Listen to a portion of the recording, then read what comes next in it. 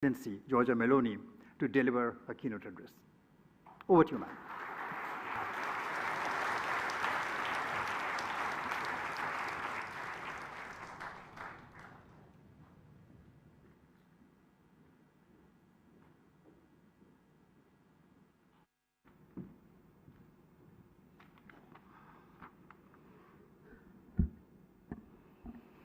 Well, dear Prime Minister Modi, Excellencies, distinguished guests, namaskar.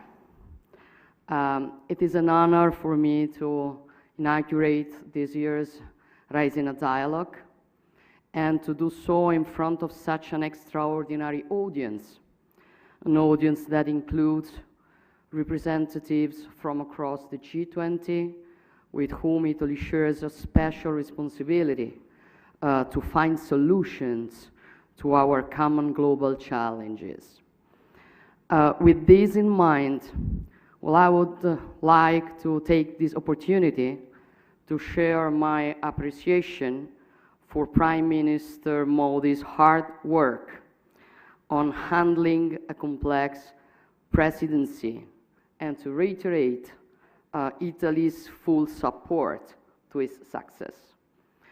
I am told that the name of this international conference comes from Raisina Hill here in Delhi, from which the government is granted a broader view of India's capital city. In troubled times like today, this is, I think, a fitting metaphor of the vision that we as leaders, thinkers, civil servants need to adopt.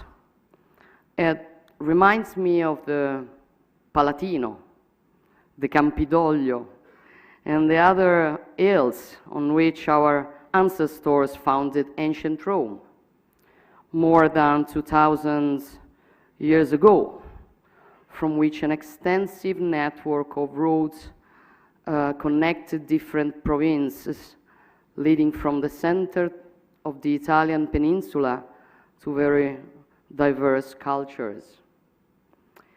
And I think that it is also the way we need of doing politics today.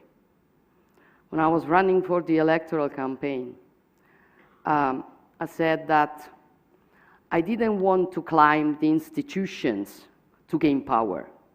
I wanted to climb the institution, for it is the only way that you can have a better view of what is happening and give best solutions. And that is exactly what I see today. As we look at events around us, our identity shapes our field of vision, both as individuals and as nations. Identity is shaped deeply by geography, and at the same time, our thoughts could be shaped by provocation. Here I would like to try to interpret in a positive way the very interesting question posed by the organizers of this conference. And I will start from the word provocation, which could certainly be considered as an affront to our sensitivities, but also as a spur to think in a different way. A challenge to accept the challenges of uncertainty and turbulence of our historic times. This is definitely the era of uncertainty, and at the same time, a period of unprecedented turbulence. We are in a tempest, and we need to stand tall in considering our common challenges. We need to stand on the hill to take a deep breath and see our lands and seas and their problems in a more enlightened way. We need a lighthouse in the storm. That is why opportunities like events, which risk to be governed only with superficial thoughts and hasty actions. Therefore, let's go back to the fundamental factors, including the geographical one of our identities, and considering some important similarities between the wide and profound wealth of the Indian and Italian ancient cultures and contemporary interests. I wonder if one can speak of the concept of peninsularity, which could have a place next to those of insularity and continentality. Italy is deeply European. Our roots and history, they are European. And together with the nation across the continent, we've built Europe's identity through the centuries. Yet all of Italy's long coastlines are bathed in the Mediterranean, the natural environment where the Judaic, Christian, and classic roots of Europe have developed. Geography has shaped our culture, our outward projection, and our growth as civilization. And much like India, the peninsular factor has given us a crucial resource, being both a continental and a maritime nation. A key advantage, making us natural platforms for trade, logistics, and the dissemination of culture and science. For centuries, our maritime flows have looked towards the south and to the rest of the Mediterranean, which remains our natural neighbor, and with whom we are continuing to build mutually beneficial relations. This is the spirit enshrined in our vision, also dubbed the Mattei Plan for the Mediterranean and for all the African continent, with its growing population, challenges, and opportunities. A vast region which has also the resources, starting with energy, which are so crucial for Europe, but which should, first of all, benefit the peoples who are the owners of these commodities. Our objectives are simple: ensuring prosperity, peace, and lasting friendship through collaboration on an equal footing. A collaboration aimed at providing tangible benefits for all, without predatory ambitions, without coercion, economic or otherwise. In those first few months of my tenure, I gave priority to developing equal partnership on common priorities such as energy, and Italy is working to be the bridge connecting the Eastern Mediterranean, Africa, and Europe. Producer countries should benefit from their resources for their own prosperity and stability. Green energy, hydrogen, and electricity will more and more be locally produced for their own citizens and for Europe. Much like the energy transition, the digital transition is also based on connectivity. Data are the energy of our digital societies, and they will flow from India to Europe across the Mediterranean and Italy. The Blue Raman project will link the Indo-Pacific to our European economies. In the past, the Alps at our north protected Italy, but they were also the area of connection to the rest of Europe. Likewise, the Mediterranean Sea was for centuries a sort of blind alley, the extreme appendix of the Atlantic Ocean. Human progress and ingenuity, however, made the impossible possible. a change in geography, a passage from the Mediterranean to the Indo-Pacific through the Suez Canal. Today, the Mediterranean is really the sea in the middle, the basin which stands between the two major maritime spaces of the globe, the Atlantic and the Indo-Pacific. Italy, with its peninsula, which lies in the very center of the Mediterranean Sea, continues to be in every way a fully integrated part of the Euro-Atlantic community and of the cultural and political West. But it is more and more projected towards the Indo-Pacific, regaining the history of our maritime republics and of Marco Polo, especially after the opening of the Suez Canal. The laws of physics, starting with the communicating vessels, are those of trade. The impact of such a shift are hard to exaggerate. 150 years later, as the Indo-Pacific has become a crucial center for gravity for the global economy, 40% of the EU's foreign trade passes through the South China Sea, and much more transits through the Indian Ocean. Our two regions are more interconnected than ever before.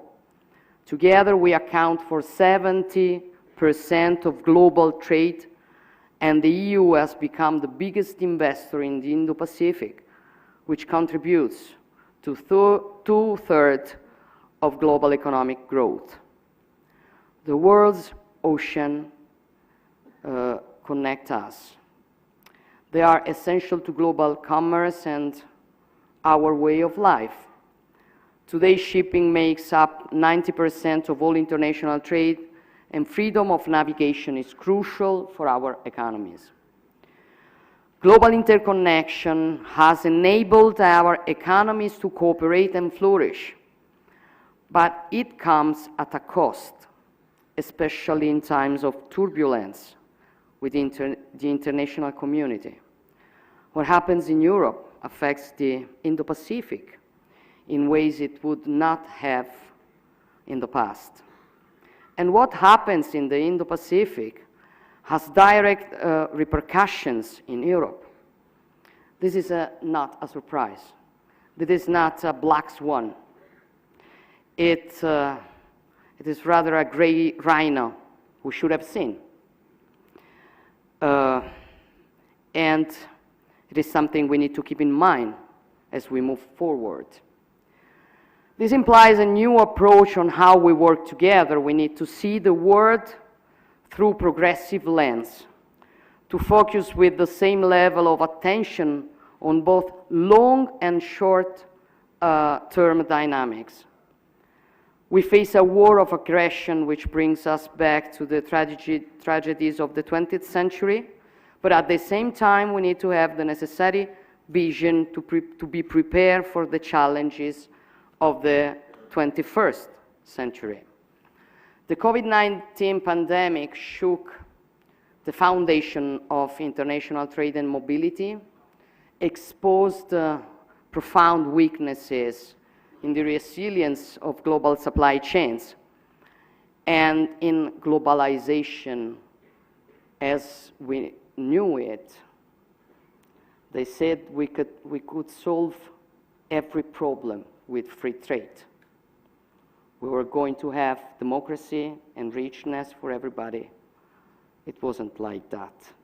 And we have to face what we were wrong in. As we worked to overcome these challenges, recover from the pandemic's devastating impact, and restore global trade flows, the Russian war of aggression against Ukraine disrupt global energy prices, endangered food security, and sent waves of inflation across the world to the detriment of the most vulnerable, especially in the global south. And it also put at risk global stability, peace, security, which depend on a predictable, rule-based international order. Just 1 year ago, we were poised to face the challenges of the 21st century, which were eradicating poverty, addressing climate change, managing the impacts of digitalization on information flows and on daily life in our societies, handling the advent of new technologies such as quantum computing and artificial intelligence. However, the events of February 24th last year brought us back to the wars of 20th century. I was in Kyiv last week. I witnessed a hard reality on the ground and felt the strength of the Ukrainians' national spirit among the destruction. The war is a war in Europe, distant geographically from many other parts of the world, which in many cases are facing their own hardships closer at hand. This should not, however, overshadow the relevance of what is at stake. The Russian attack is not simply an act of war or a localized conflict. It is an act against the territorial integrity of a sovereign nation in violation of the fundamental principle of the global order that enables the international community to thrive.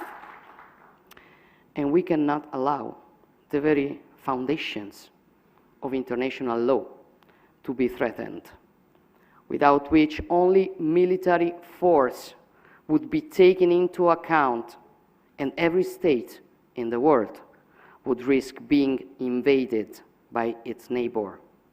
These are not only the interests of the European countries. These are the common goods for the coexistence of all countries of the world. We cannot sit idly in the face of this with this provocation at the heart of the UN Charter, which threatens to undermine stability across the globe. And we cannot allow the law of the strongest to overcome the strength of law. I know that there are many who feel that Europe has in the past failed to acknowledge that the world's problems are also its own. And perhaps until the past few years, our geopolitical stance has been less vocal than it could have been. This is no longer the case. And initiatives such as the EU strategy for the Indo-Pacific demonstrate that our views have indeed broadened. Regional affairs rapidly turn into global affairs in today's interconnected world. And unfortunately, Europe's problem today has become the world's problem. Italy and India share a profound conviction that only the rule of law can allow humanity to prosper and develop in balance and harmony. As forward-looking countries with rich cultures dating back millennia, we have a common human-centric vision in which democracy, science, peace, prosperity go hand in hand. The relationship between artificial intelligence and ethics is crucial. All developments must be human-centered. Our strength lies in our human capital, in our abilities to create and to push the boundaries of science, knowledge, and technology while keeping the state at the service of our citizens. We are building new bridge between academic and research centers of Italy and India. Despite the long history of our respective people, we are both young as states. We have had to overcome intense similar struggles to establish ourselves as independent states. It is no coincidence that the Italian Risorgimento was among the sources of inspiration for many Indians fighting for their independence, and that the work of Giuseppe Mazzini, a key figure for Italy's unification, was translated, read, and studied by many Indian patriots. Gandhi himself, whose Young India drew from Mazzini's Giovane Italia, recognized his influence, saying, "There are few examples in the world of a man who alone accomplished this country's resurrection by the power of his thoughts and extreme dedication throughout the course of his life." Our civilizations have met, touched, and influenced each other along the centuries. There are many examples, but one struck a particular chord with me: the discovery of an Indian ivory statue in the 2,000 years old ruins of Pompeii, a powerful testimony of the depth of our historical relations.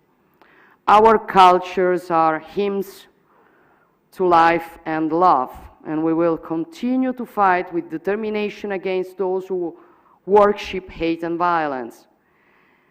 Terrorism is a cancer that also needs to be faced through a wide international cooperation, and it must be addressed with leadership and resolve.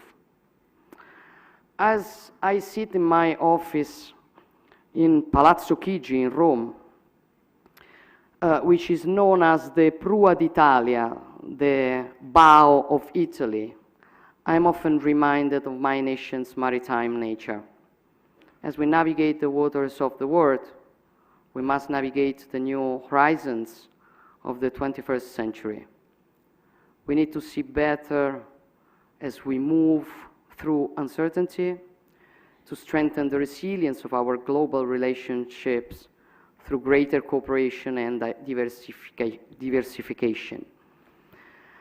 It is true that, as the title of this year's Raisina dialogue reminds us, we are weathering a storm, which is a terrible storm, that is making it difficult for our ships to sail through crosswinds and violent waves crashing on the surf. And fear has crept into their crews, and even the most seasoned sailors are hard-pressed to make the right decisions. Those who are at the stern, carrying the responsibility of their crews and of their ships, they can make the difference. And this is precisely the choice we as leaders have ahead of us, either swaying into turbulent waters or guiding our ships towards the safety of a friendly harbor. Our compass is our common endeavor to protect the shared human values that form the basis of our coexistence. India is a key player in this broad landscape, bathing in the Indo-Pacific much as Italy is at the heart of the Mediterranean. And our two countries have important contributions to make together. This is why Prime Minister Modi and I have just announced the scaling up of our bilateral relations to a strategic partnership.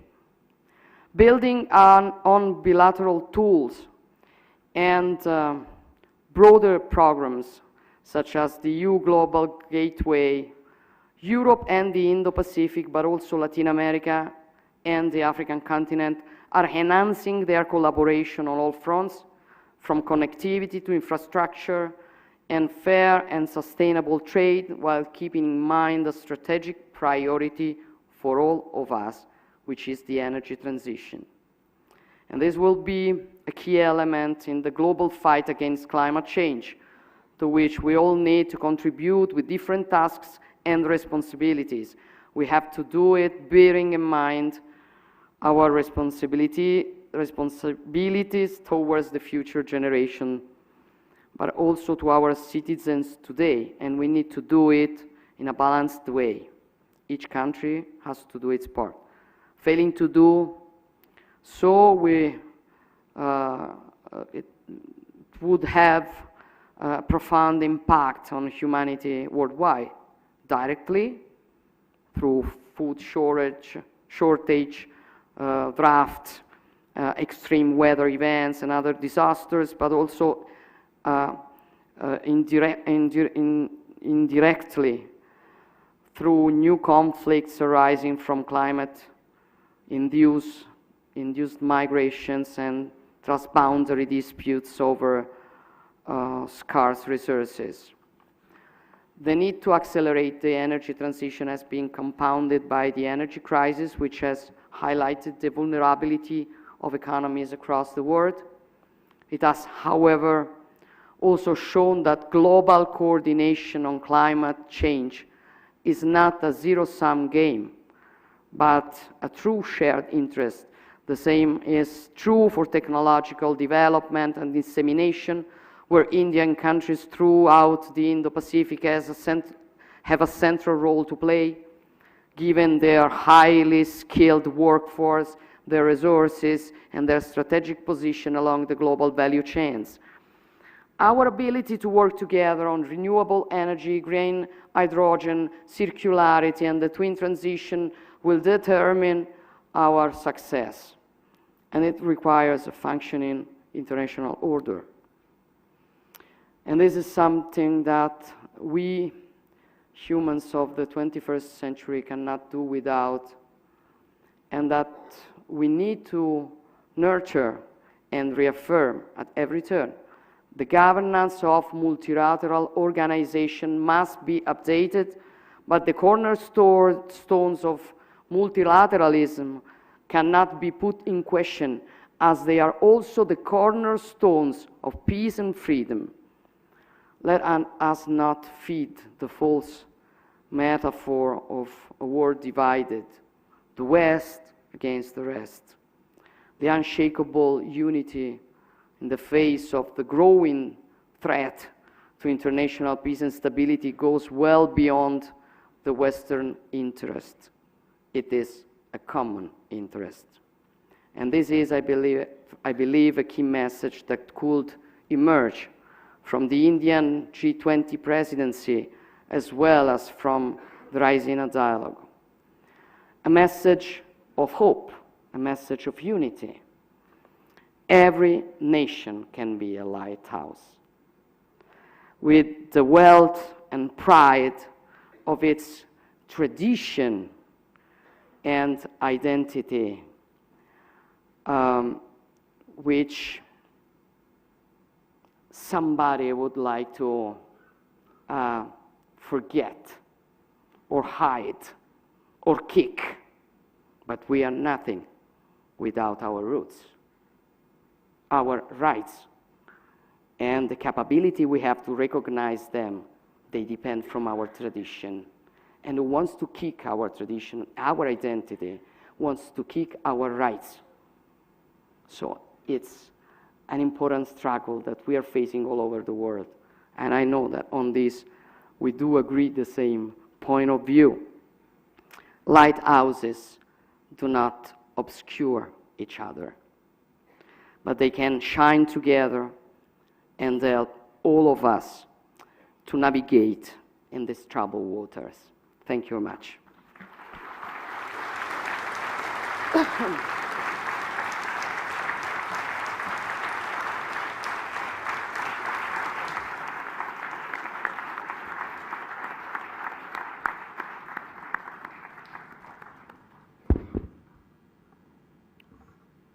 Thank you for that inspirational speech. May I now request the Indian External Affairs Minister, Dr. S. Jaishankar, to propose a vote of thanks.